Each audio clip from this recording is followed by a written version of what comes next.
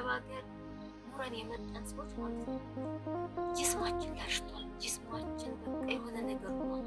ያጠብቅ ያለው ያጠንካራ ጤነኛ ጅስማችን አሁን ላይ የለም። ትንሽ ነገር አንችልም። በቃ በህመም እንጠቃለን። ጥንካሬያችን ተወግዷል። ጅስማችን፣ ሞራላችን፣ ሀሞታችን ፈሷል። አረብ ሀገር እንዳለች ሴት ደግሞ ጭንቀታም አለች እንዴ? ወላሂ ማረፊያ ይገባታል። ርግት ብላ ሰላም አግኝታ የምትኖርበት ትዳር ወላሂ ሱብሃንአላህ። ደግሞ አይሳካልንም አብዛኞቻችን ወላሂ አይሳካልንም። እናሳዝናለን። አረብ ሀገር ያሉ ሴቶች ወላሂ ለአዚም ማረፍ የሚገባት የአረብ ሀገር ሴት ናት። ማረፍ ስክን ርግት ያለ ህይወት ትዳርም ከሆነ የራሷም ስራ ከሆነ ያ ሁሉ ያሳለፈችው መጥፎ ጊዜያት፣ የስደት ጊዜያት፣ በልጅነቷ ወጥታ የባከነችበት፣ ልጅነቷን ያጣችበት፣ ጉልበቷን የለገሰችበት፣ ሁሉም ነገር ሳትስፋይ ያረገችበትን ጊዜዋን የሚያካካስላት ሰው ያስፈልጋታል። ወላ የሚያካካስላት ለካ ያ ሁሉ የሆንኩት ዛሬ አላህ ሊክሰኝ ነው እንደምትል ወላ ለካ ለዚህ ነው ያኔ እንደዚህ የተሰቃየሁት፣ አላህ በዚህ ትዳር በዚህ ኑሮ ሊባርከኝ ነው። እንዲህ ነው ማለት ያለባት የአረብ ሀገር ሴት ተሳክቶላት። ግን እዚህም ተሰቃይታ እንደገና ደግሞ እሺ ይሁን ብላ ትዳር ውስጥ ገብታ ደግሞ ትዳሩም የሚያሰቃያት ከሆነ ያ አኺ والله تخسر الخاطر تخسر الخاطر قسما بالله. يا شاما كونات يا رب ሀገር ሻማ والله ከመቶ 2-3% ብትሆን ብንጋባ ምን ይመስልሻል? እንዴ ምን አለክ? እኔ አሁን ይኸውልህ ከእንግዲህ የድካም ህይወት አልፈልግም። ይኸውልህ ስደት ላይ ድክም ብሎኛል። እማርፍበት ህይወት ከሆነ ችግር የለውም የኔ ወንድም። አዎ በድጋሚ ልብስ በእጄ ማጠብ አልፈልግም። ቆሜ ቀራታለሁ ወገቤ እስኪቆረጥ ድረስ። ወገቤ እስኪቆረጥ ድረስ ልብስ በእጄ ድጋሚ ጎንበስ ብዬ ማጠብ አልፈልግም። ስደት ያደከመኝ ይበቃኛል። አዎ በጭስ እየተጠራበስኩ እንጀራ መጋገርና ወጥ መስራት አልፈልግም ከእንግዲህ። ስደት ያሰቃየኝ ይበቃኛል የኔ ወንድም። የእኛ ስደተኞች የሁላችሁ በቃ እርፍ በምንልበት ህይወት ነው የምንፈልገው። ቀሰመን ብላ ብዙ መስዋዕትነት ከፍለናል ለቤተሰቦቻችን። ለፊውቸር ማስበን አልተሳካለንም። አንዳንዶቻችን የተሳካለትም አለ አላህ ይጨምርለት። ያልተሳካልን ስንቶች አለን ብክን ብለን የቀረን። እንደገና ከስደት ተመልሼ አግብቼ ማገባው ትዳር ደግሞ ትርኪ ምርኪ እፍ ብዬ ከሰራ ራገብ ኖ ይቅርብኝ አላግባ። ቆሜ ልቅር ምን ነው ሸዋ ቆሜ ልቅር። የተሻለ ህይወት ከሆነ ኦኬ ነው። ድጋሚ ብያልኩ በጭስ መጠራበስ አልፈልግም። ያ አኺ ስደት ያጠራበሰኝ ቅስሜን የሰበረኝ ይበቃኛል። ሀቃቁን እንነጋገር። ያው በጨዋታ አስመስለን ወላሂ ለአዚም እንዲህ ስደት ላይ ያሉ ሴቶች ጥሩ ህይወት ነው የሚገባቸው። የሚያርፉበት የሚካሱበት የሆነ መካሻ የሆነ ህይወት ይገባቸዋል። ገባችሁ? ወላሂ የተሻለ ህይወት ይገባቸዋል። አረብ ሀገር ስንት ዓመት ለፍታ ወይ ስደት ላይ ስንት ዓመት ጊዜዋን እንትን ብላ እድሜዋን ጨርሳ ልጅነቷን ጉልበቷን ጨርሳ እንደገና ስታገባ እየተደቆሰች ልትኖር አይሆንም። እና ምን አለ የኔ ወንድም እንዴት ነው የምታኖረኝ? ንገረኝ በል። ዛሬ እንግዲህ እውነታውን አንጥቼላችኋለሁ። ብዙ ጊዜ እኔ ስለፈለፍ አልሰማ ብላችኋል። እስቲ ዛሬ ከራሳችሁ ጋብዣችኋለሁ አይደለ? እንዴት ነው? በነገራችን ላይ ልጅቷ የመረጠችው የባል ምርጫ በጣም ተመቸኝ። ሌላውን ነው የተናገረችው፣ ትክክለኛ ነው። በተለይ አረብ ሀገር ላይ ያሉ እህቶቻችን የሚያስፈልጋቸውን ነገር ነው የተናገረችው። በቃ ወደ ሀገር ገብቼ ሁለተኛ ልብስ ማጠብ አልችልም። በቃ ወደ ሀገሯ ገብታ ሁለተኛ ልብስ ማጠብ የለባትም። ምክንያቱም ስንት ዓመት ሙሉ ለፍታ እዛ ሀገር የሰራችው የደከመችው እንደገና አገሯ መታ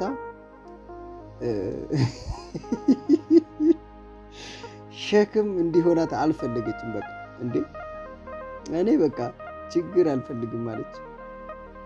በቃ ከተቻለ እናንተ መሆን ያለባችሁ አላህ እንዲሁ ጥሩ ባል ከሰጣችሁና ያላችሁንም ነፍስ ካሳወቀላችሁ የቤት እመቤት ሆናችሁ ምንድነው ልጃችሁን መውለድ ብቻ እንጂ ሌላ ችግር መጨመር እንደገና እንስራ የሚልሽ አስባችኋል? ከ8 ዓመት በኋላ ከ10 ዓመት በኋላ ሌላ ጠመዳት ስትጀምሩ ወላሂ ላዚም ከባድ ነው።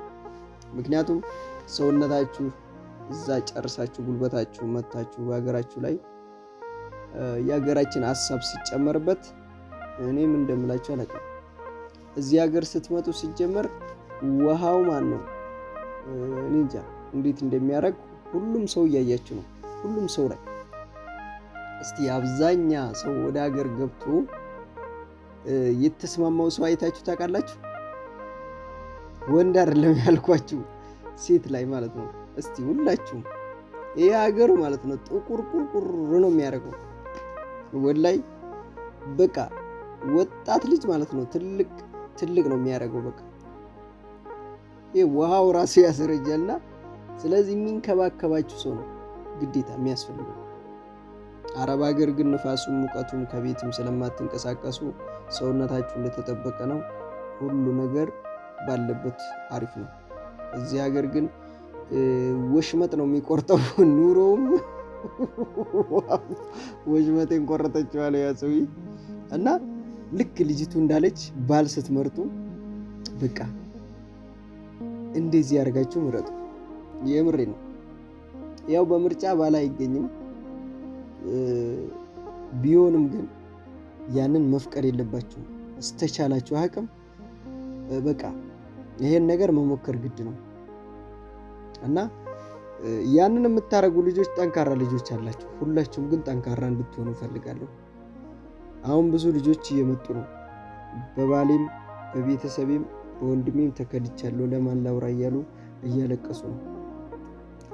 8 ዓመት 10 ዓመት የለፋችሁበትን ስትከዱ ልፋታችሁ ባዶ ሲሆን የዛን ሰዓት የመኖር ሀሳብ ሳይሆን ራሳችሁን የማጥፋት ሀሳብ ነው የሚመጣላችሁ። ተስፋ ቁርጥ ነው። ምክንያቱም ያን ሁላ ዓመት የለፋችሁበት ባዶ ከቀረ እስቲ ወደፊት ደግሞ ስንት ዓመት ለፍቼ ህይወት ይኖረኛል ብላችሁ ታስባላችሁ። በጣም ጭንቅላታችሁ እሊናችሁ ይጎዳል። ከዛ ጋር ደግሞ ልጅቷ መጀመሪያ እንዳወራችሁ ከአረብ ሀገር የመጣን ልጆች በሽታ ያጠቃናል ብዙ ነገር ብላለች። ትክክል ናት። ምክንያቱም አንደኛ የእድሜ ጭማሪ አለ።